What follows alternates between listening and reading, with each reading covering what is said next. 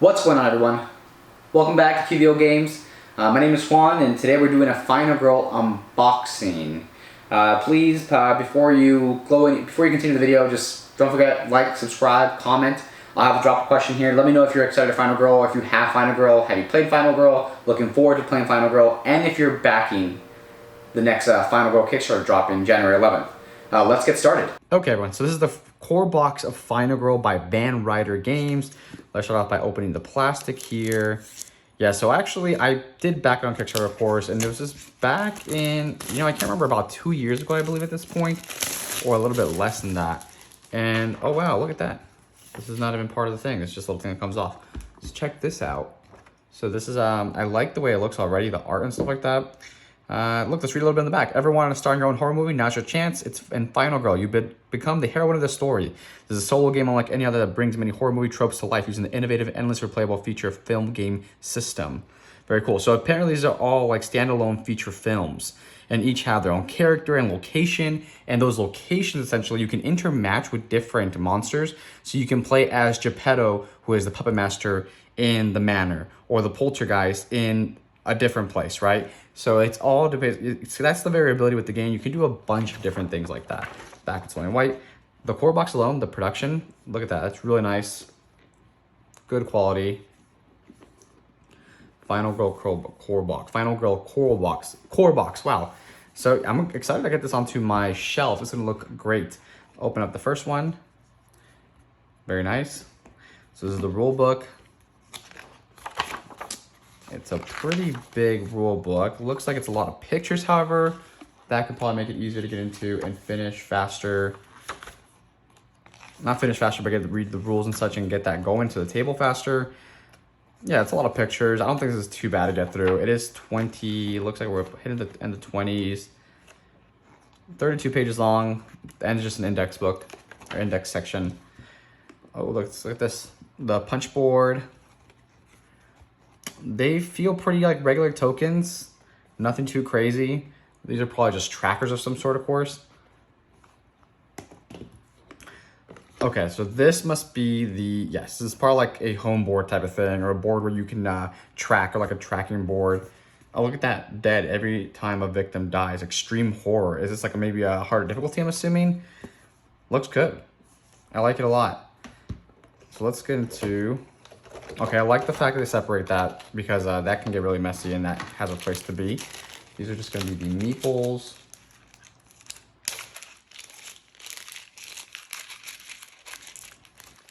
Yeah, the meeples look nice. Very simple. Probably the people you have to save, I'm assuming, from what I've been looking at, other videos and stuff. They look great. I wonder if the miniatures, with the miniature box, I wonder if these replace those by chance. Oh, look at that.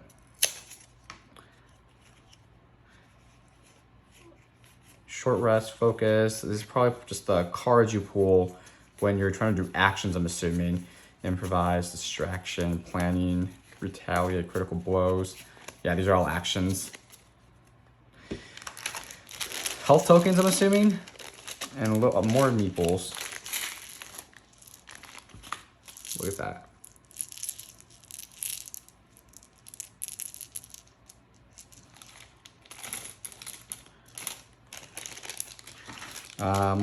Some dice. They feel pretty regular. I mean, nothing's really too special about the dice. I like the fact they're custom dice, and they're not just like, well, they are still a 1, 2, 3, 4, 5, 6. However, they have symbols on them meaning something with the gameplay. That's gonna be exciting. I like how everything in the box has its own little section. Nothing's really just kind of thrown in there. Everything fits back in nicely, perfect. Looks like more little tracker tokens. They're very tiny. Yeah, that's nice. The way it's stored into the box looks really nice. I'm probably not going to be able to put it back exactly the way I found it, but this looks great. Oh, it looks like more space to keep and track things. That's perfect. That's kind of, oh, I almost forgot the action cards. Awesome. Moving on to the next thing. Let's do the miniatures next. The miniatures look amazing. They look good. I wonder how much of a big part it's going to make inside the game itself, essentially, or how big of an impact it's going to be with the gameplay, or if they're just for show specifically. Yeah, I'm really excited to get this to the table and play it out. Solo games are a lot of fun for me because I really don't always have people around to play, and this gives me an option, an avenue to just kind of try the game out, play something by myself. I'll like grab a bottle of wine or something, a bottle, more than just a bottle, like something to drink, of course, and we will probably just end up playing the game. I'll end up playing the game by myself, and I'll just kind of sit there, maybe some light music, and I'll play it out. So one thing about the miniatures already, the box is a little just janky to put them away, but that's okay. They look good, they're just a little tiny. Oh, the detail on them is really nice, however. I like how that looks a lot. And if that doesn't work.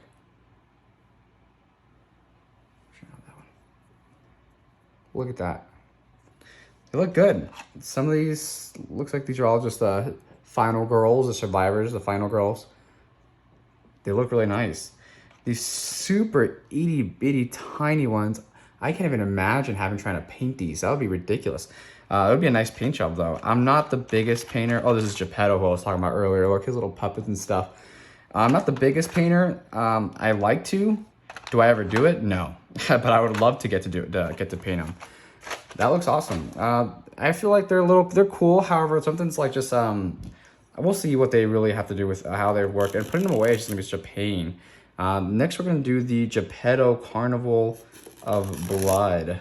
So this one specifically is going to be the one I was talking about earlier. It's going. Oh, I kind of like that. The way this kind of just sticks out. I wish this was kind of on the box. Oh, but I do love the art. Maybe it is worth it. Wow. Oh, I like both sides too. Look at that. They both have a picture to them, and I like that a lot. Let's see how this one goes out. Oh, interesting. So it looks like there is a map on here. Carnival of Blood, special rules. These are just, I think, more a location board. It tells you the components and such. Setup, the phases. Ooh, this is awesome. The way it's stored in the box looks great. There's some more cards. Look at that. Some more tokens, it looks like. Let's start off with these cards here first. So much junk, mirrors everywhere. It looks like these are like item cards. Oh, setup, items, and events. Okay, very cool. These are like event cards. So much junk, it looks like. Mirrors everywhere. Run, I'll hold them off. How dangerous can it be? During an upkeep phase, each victim moves one space close to trap token. Very cool. Okay. Knockout, gas trap, hidden cobra trap, throwing axe. I saw a monkey here. Did I just see a monkey? Zappo, the carnival monkey. You may use Zappo to resolve a search card from up to 2 spaces away from looks like a wrench token, or a wrench, extra found footage. Discard the effect cancel effects. That's really cool. Yeah, these look great. Card's pretty simple. Love the art though. Looks like these are gonna be more setups, boxed in. Oh, like it looks like it's like different scenarios probably. That's awesome. Let's see. Let's check this. The little tokens out.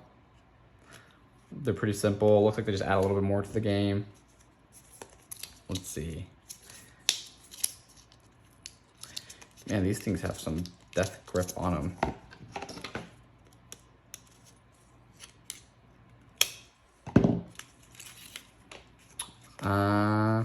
Traps. Terror. Okay, terror cards. Terror trap reference. So these are more like trap cards, I guess, when things happen. How can there be? Welcome to the great show. It burns, the pod, missed the ambush. Very cool. Yeah, I'm really, like I said, this game, when I first saw it, I'm a really big horror fan. And when I saw it, I'm like, oh, wow, like I love horror. I'm excited to try this out. For Charlie's eyes only. Okay, so I'm not going to open this for the sake of not spoiling anything. Leave that there. I think that must be something secret. And yeah, when I backed it, I was really, oh, this all comes apart. Whoa, hold on. I did not know this was all a thing. Oh, this is a magnetic map. Look at that. That's really cool. Okay, that's very cool. That's like a player board. Okay, not a player board. It's like a tracker for like the main guy. That's awesome. I did not know that happened. Whoa. And this one comes out as well. Whoa, look at that's super cool.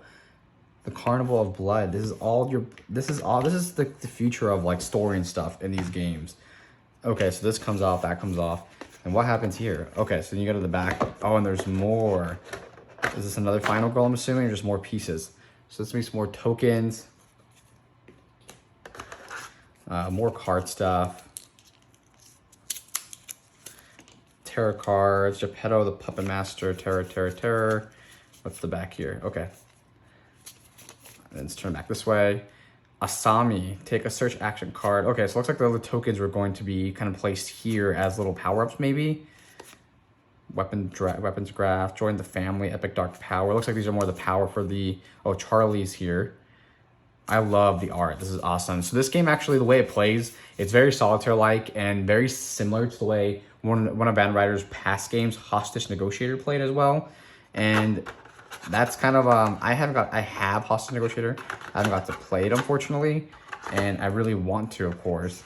I'm kind of worried about, like, how I'm going to put this away. Okay, so that's going to go like that. Then we're going to have to put this back on top of here. And yeah, the game is great. I've seen gameplay. I haven't played it myself, unfortunately. I would like to, of course. Just kind of trying to basically fit it in and getting it done, it just becomes a little bit of a hassle. However, it's going to be on my... Probably after playing this, I want to make a comparison, see which one I like the most, because I don't feel like having both of these games is really worth it or really a good idea. One or the other, I think, works out for the game. Putting this away is going to be a little confusing. I'm assuming you go like this. That's awesome. You get to put away. That's great. Ooh, I think I might have put away backwards. That's fine. So, yeah, I think I want to get to playing the game ASAP and getting it going. But just kind of like I said, I don't think it's going to be worth me having both games currently. They both play very similar. I've seen gameplay on both already so far, and I believe the game works like... I believe the game essentially is, for me, it's going to be a game I'm going to play for a little bit, get through all the scenarios, play everything. I'm going to be like, okay, well, I think I'm going to have to re-gift this. But however, they do have Season 2 coming out January 11th.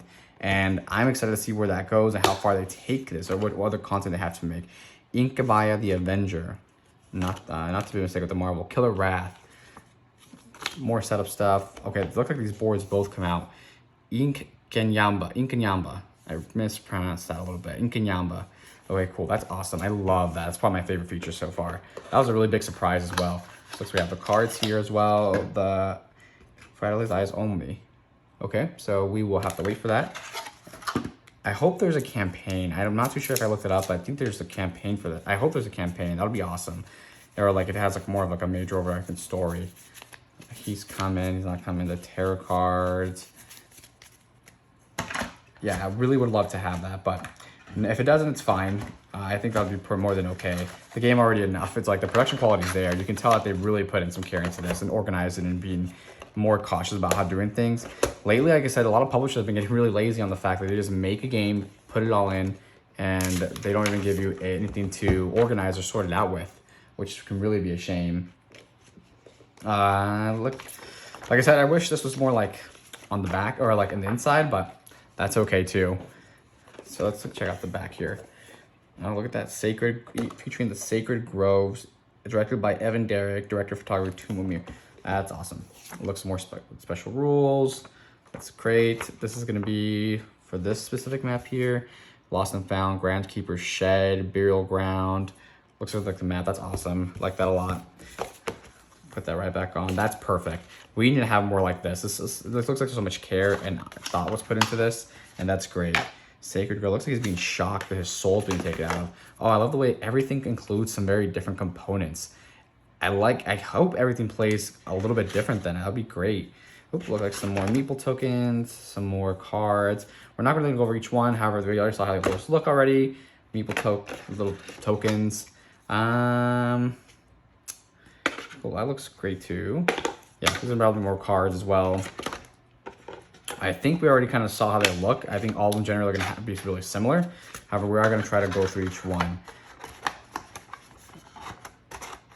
I'm going to put that right here. This is perfect. And then they just close up just like that. That's awesome. I'm thinking this is going to look really awesome on my shelf. That's what I'm super excited about. When I put it on the shelf, and it's going to look so great having all the features. And I probably am going to back Season 2 as well. And I'm going to try to see if I can play through everything before Season 2 comes out and see if it's worth it or not.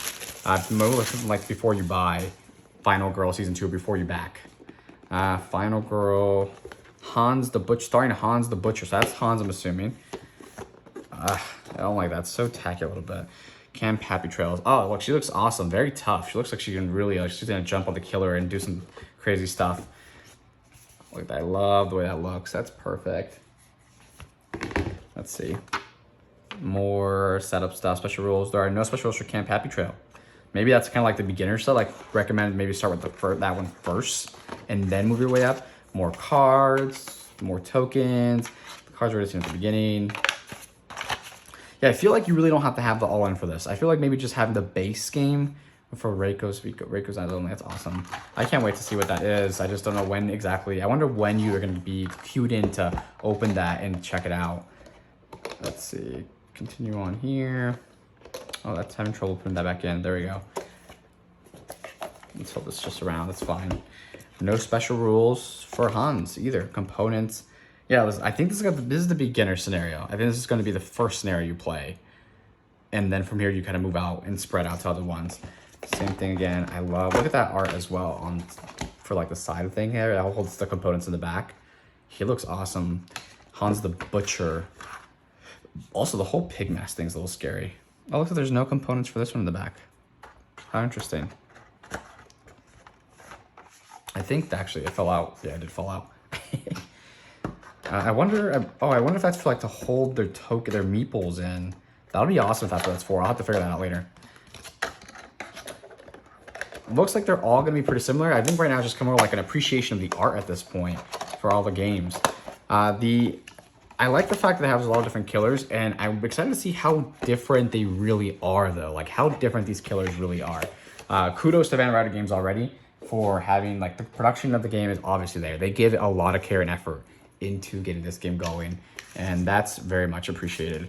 I love when the publishers put in a lot of work into making these and having these kind of, the game be a little more, they care, right? They didn't just kind of throw a bunch of boxes or components into a game and then just, you know, put it out or publish it or Kickstarter it. They really actually put a lot of thought into like the box, and also I guess like even going green, right? Fitting enough components into the box and being more conscious about that. The Poltergeist, I feel like it's gonna be my favorite one. This is actually the one that scares me the most. When it comes to like Poltergeist movies or horror movies, paranormal stuff scares me the most out of anything I ever watch. It's always the scary stuff. When it comes to like a butcher, like a massacre of some sort, yeah, it's scary, but not as scary as that. That's awesome. The Poltergeist looks great. Very menacing. Hopefully it doesn't give me nightmares. More setup. Looks like they all have special rules. Yeah, Hans for sure is like the first killer you want to play as, and then move up a little more into other ones. Oh, that comes with little cards, item cards. These are more boxed into like that. That's cool. Looks like Alice is going to be one of the final girls here. All right, we'll worry about this a little bit later. Cool. They all probably look similar or the same at that point. Yeah, I really do think that's for the miniature. That's perfect, because the other box was a little, I don't know, this original box, I just don't like the way that looks. It just seems so pointless. So having like maybe if that is for the miniatures, I'm going to be really nice. It's going to be nice to just have it there. She looks really tough too. She has like that really thick hair. Creech Manor. Ooh, that looks creepy. Looks like it's like a mansion, the foyer, ballroom, garage, trophy room. That's awesome. The attic. I love this map the most already. This map's probably my favorite so far, the Poltergeist one. I think that's the one I've seen most people play. Whoa, that looks super creepy as well. Check that out. Creech Manor. That's super creepy.